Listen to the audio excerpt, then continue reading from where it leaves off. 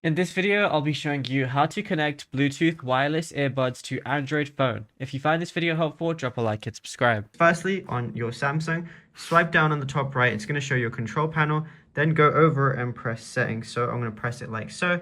You're going to go down and scroll down to connections. So I have connections right there. Then go over to the Bluetooth option. Now, when it's on, it's going to be basically searching for available devices.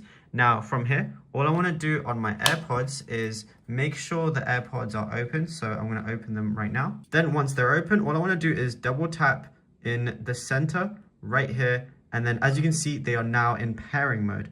So once they are in pairing mode, all you want to do is place them down, and then in available devices, eventually you're going to see the AirPods appear right there. So what you could also do is just go ahead and press scan at the very top again.